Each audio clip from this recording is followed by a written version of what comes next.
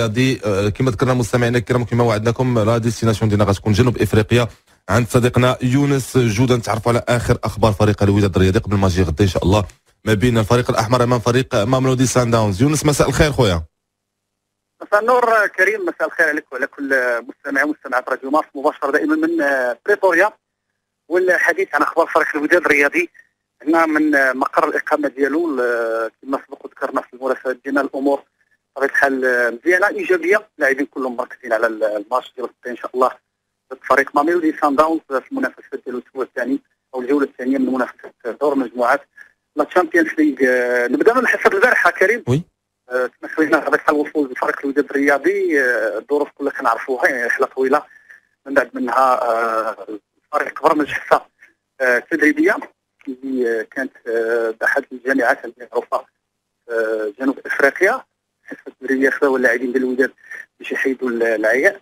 كان بطبيعه الحال حضور ديال اللاعبين وايضا ديال الطاقم التقني بما فيهم نبي مناف وايضا المدرب فوزي البنزارتي وحتى لاجوان ديالو موسى نضاو. الامور كانت مزيانه مع النهايه ديال الحصه التدريبيه. كانت الشتاء نزلت الشتاء كريم نزلت على اللعبه ديال فريق الوداد الرياضي. قبل ما نرجع معك ايضا على التفاصيل البروغرام ديال الوداد، الحصه التدريبيه كيفاش تكون مع التوقيت ديالها وايضا حتى الاجتماع اللي غيكون بعد لحظات ما بين اللاعبين وايضا حتى الاداره التقنيه الطاقم التقني ديال فريق الوداد الرياضي بقياده فوزي البنزارتي وايضا حتى نبي مناف البريباراتور فيزيك وموسى نضاو وايضا كريم سلام مدرب الحراس. نغتنم الفرصه معايا زهير مترجي من شومبر ديالو كريم نشوفوا معاه بطبيعه الحال الاجواء كيفاش دايره قبل ما هاد الماتش قبل ما الحصه الاخرى اللي كنعرفوا كتكون مهمه بزاف للاعبين ولا حتى الطاقم التقني ديال فريق الوداد الرياضي. زهير مساء الخير عليك اخويا. مساء الخير خويا ومساء المستمعين ديالنا. ولكن ما كتعرف الرحله ما كانت شاقه. الحمد لله فطنا نحيدوا العياء في الحصه التدريبيه البارح. اليوم ان شاء الله غندربوا على المباراه وان شاء الله حنا جينا نلعبوا ضد سان داونز نحققوا واحد النتيجه ايجابيه ان شاء الله اللي ترضينا وترضي الجماهير ديالنا. البارح كانت الحصه التدريبيه عاديه ديال ازاله العياء، كانت خفيفه بطبيعه الحال من نبي مناف.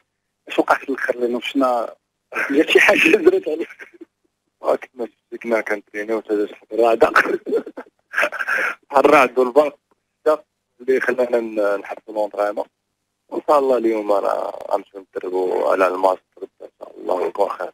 المترجي سجلتي في الماتش الاخير ضد فريق افريك ميموزا هذه المره خصم ماملودي سان داونز. الفريق يمكن خسر الماتش ديالو الاول ولكن عنده هذيك الرغبه كبيره تكون اكثر لو انه كان رابح غتكون كبيره لانه خصو ايضا يجيب 3 بوان ديالو هنا في الميدان ديالو. الماتش كيفاش كتشوفوا الخصم ديالكم ماملودي سان داونز وحتى الظروف يمكن لي كونديسيون كيبينوا لان الامور ايجابيه وحتى الماتش بلا شك غيكون في مستوى كبير. والفريقين كيعرفوا مع بعضياتهم هذه عامين. هذه العام الثالث اللي كيتلاقاو معاهم في دور المجموعات هما غيبغيو يحققوا واحد النتيجه ايجابيه حيت خسروا الماتش الاول ديالهم. حنا عايزين باش نحققوا واحد النتيجه ايجابيه اللي غتخلينا في الصداره ديال المجموعه وان شاء الله يكون خير. ان شاء الله مع الماتشات اللي ايضا في البطوله الوطنيه كنعرفوا وقت الماتش الاتحاد طنجه باقي ايضا المواجهات ديال المرحله ديال حتى الماتش ديال مراكش الماتش الاخر في مرحله الذهاب. بالنسبه لزهير مترجي العوده للوداد كنتفكر انا زهير مترجي في الشامبيونز ليغ مع جون توشاك، يعني بقى كنذكروا ديك الرحله لمدغشقر كان حاضر فيها زهير مترجي رضا الحجبوج ومجموعه ديال اللاعبين اللي بطبيعه الحال خلاو البصمه ديالهم مع فريق الوداد. زهير مترجي كيرجع بالتجربه اللي كانت عنده مع فريق اولمبيك روسيا ايضا فريق كبير. يمكن طموح ديال زهير مترجي هذه المره مع فريق الوداد والعوده مع فوزي البنزارتي. والطموح ديالي ان شاء الله هذا العام هو نتزوج بابطال افريقيا ان شاء الله دوري ابطال افريقيا ولما لا الحلم ديالنا يتحقق ان شاء الله.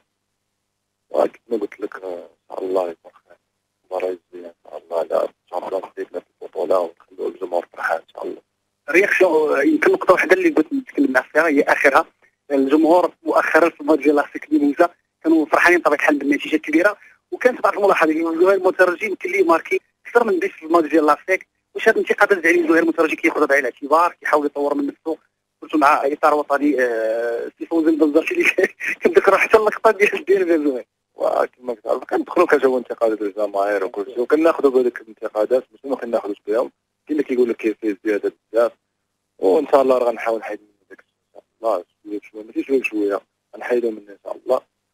ما كيعرف انني ما كنتش حتى شي هدف هذا الموسم. يلاه الهدف الاول ديالي على ركني بلاصتي هو اللي كنت باش نتهلا باش نماركي هذاك البيت. انا ماركيته وان شاء الله غيشوفوا دور مترجي واحد اخر ان شاء الله. ان شاء الله توحشي بنيه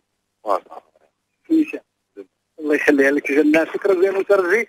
اذا كريم مراد كان هذا حوار مع زوين المترجي على فريق الوداد الرياضي. الامور كما قلنا. بالنسبه للبروغرام ديال اليوم يونس، شنو البروغرام ديال اليوم؟ وي خويا البروغرام كما قلنا كانت وجبه ديال الغداء، اللعابه دخلوا لي شومبر ديالهم، من بعد منها غيكون حصه ديال الفيزيوناج، يشوفوا الفريق ديالهم والخصم ديالهم المقبل فريق اسك ليموزا. من بعد منها سيدي غادي تكون حصه تدريبيه مع 8 كنمشي مع التقنيه ايضا ديال دريس مرباح اللي كان حاضر كاتب درجه فريق الوداد مع الناس ديال مامي ساندويتش باش يحطوا اخر الترتيبات والامور اللي كتعلق بالمواجهه. دونك انا نقول يعني كل توفيق لفريق الوداد الرياضي. الحصه التدريبيه مازال غادي نرجعوا للتفاصيل ديالها، والجميل هو انه فوزي بنزرتي عنده يعني اختيارات كثيره، لانه اللاعبين كلهم واجدين، لا اسماعيل الحداد ولا حتى كومارا اللي شفناهم خرجوا بليسي في الماتش الاخر بفريق كلاسيك. اخويا كريم شكرا لك صديقي يونس جوده، وشكرا لزهير مترجي اللي قرب لنا بطبيعه الحال فريق الوداد الرياضي، وكذلك من زهير مترجي ولويمام، ونتمنوا ليه حد موفق ان شاء الله في الماتش غدا امام ماملودي سانداونز. حسن ماتش ما ساهلش، الوداد اون ديبلاسمون مع ماملودي سانداونز، سيرت كنعرفوا لو كليون مزيان لانه ماشي اول مره غنلعبوا مع ماملودي سانداونز، لكن هذه المره غنلعب معاه في لا دوزيام جورني وخاسر الماتش الاول على الاكستيريور ب2-1. هي كيف قلتي ما بقاش غريب علينا سانداونز، لان كنعرفوه كيعرفونا. غير الوداد جاي من انتصار وهو جاي من هزيمه لان غادي صعب الامور على فريق الوداد، لان سانداونز ما غاديش يضيع الفرصه ديالو باش ما يبقاش في حاله نتيجه سلبيه ضد الوداد يهرب عليه غادي يبقى يهرب عليه. مازال باقي الماتشات ولكن غادي يبعد وغتكون في صالح يعني في صالح الوداد. لهذا كيف كنقولوا الوداد خصو الحاجه المهمه هي اللي ماتش ديالو ب3 يعني اللي كنلعبونا في البلاد عندنا خصنا نربحهم. ملي كنربحوا ديالنا كنمشيو برا كنقلبوا انقيطه جات 3 مزيان. الا كان شي انتصار فكتضمن ديالك كتضمن التاهل ديالك. هنا بطبيعه الحال الوداد كيف قالوا لنا العناصر كلها يعني كلها موجوده، كلها باغات تربح هذا الماتش هذا، رغم ان قال لك كاين بعض العياء، ولكن العياء لان هذا الشيء كله كيخصنا ما خصناش نبقاو نهضروا على العياء ولا نهضروا على شي ساله شحال هذه دي سنين هذه، لان الوداد هذه فريق كبير عنده تقريبا واحد اكثر من 16 لاعب اللي حتى لي موان دو ريكوبيراسيون كاينين في الوداد ماشي الموان دو ريكوبيراسيون مهمين، لان هذا الشيء كله كيف قلت لك ما بقاش نهضروا عليه، لان هادشي ديال الفرق الكبيره اللي كتلعب في هذه الكومبيتيسيون تشامبيونز ليغ ولا الكاف ولا على البطوله ولا هذه كتخصها تكون موجوده لهادشي كامل، لان كيخصو يكون افكتيف متكامل، كيخصو يكون لو بون دوتو في المستوى من الناحيه الطبيه ولا من ناحيه جميع هذه النواحي هذه، كيخصو يكون عنده هادشي كامل باش يواجه جميع هذه المواجهات ويكون مستعد لهم. لهذا كنظن بان هذه المباراه مهمه بالنسبه للوداد، لان سانداونز كنظن بانه هو يمكن نقول المنافس المباشر بالنسبه للوداد، حتى السانداونز بطبيعه الحال هو كيضرب الف حساب الوداد، لان عارف بانه غيواجه فريق كبير، فريق عنيد، غيواجه بطل افريقيا.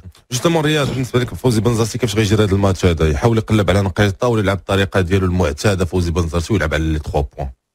وكنعرفوا طريقه اللعب ديال بنزرتي، فهو كيلعب باش يرجع بنتيجه ايجابيه وبالتالي يكون انتصار. الشيء الايجابي في هذه المباراه هو فريق الوداد كيعرف الخصم بشكل جيد، يعني الا شفنا المسار ديال فريق الوداد وسانداونز كنلقاو بان السنه قبل الماضيه فماميلودي سانداونز كان انتصر الوداد باصابه ل0.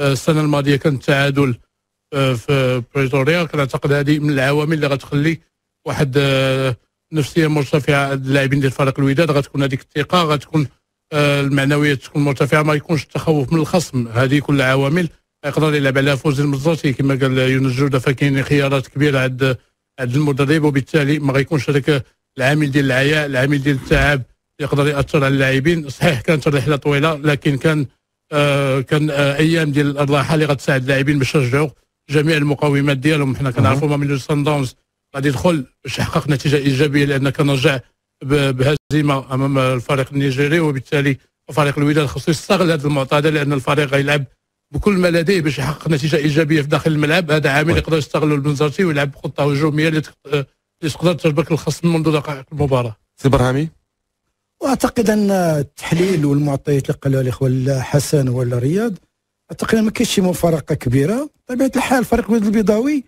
يعني هذا الشيء اللي قالوا الاعذار ما بقاتش، مشى معطل، السفر طويل، النعاس، لونطرينمون، هذا الشيء كل شيء صافي. فريق الوداد البيضاوي الان فريق محترف، فريق اللي فرض الاسم ديالو على الساحه الافريقيه في الحرص او التقاط الالقاب. اذا ما نبقاش نعذر، وفريق الوداد البيضاوي متكامل الخطوط، يعني لا في الدفاع ولا في وسط الميدان ولا في الهجوم، وعنده الاختيارات الكبيره اللي يمكن له يختارها المدرب. كنعرفوا المنظرتي رجل ديال الهجوم، رجل اللي كيبغي يهاجم وداعي ذلك 5-2، رغم ان الدفاع ربما كيعرف بعض التعثرات، ولكن رغم ذلك خرج ب5-2. فريق ماميلودي كيعرف راسو انه في هذه النتيجه الاولى خصو تا هو يحسم 3 ديال النقاط باش يبقى غادي دائما في السرعه ديال احتلال الرتبه الاولى، ولكن اعتقد ان فريق الوداد بامكانه باش يرجع بنتيجه ايجابيه من هذه المقابله. غادي نرجعوا ندوي على كاس الكونفدراليه الافريقيه كذلك، والماتش ما بين فريق الزمالك المصري واتحاد طنجة من اصعب الماتشات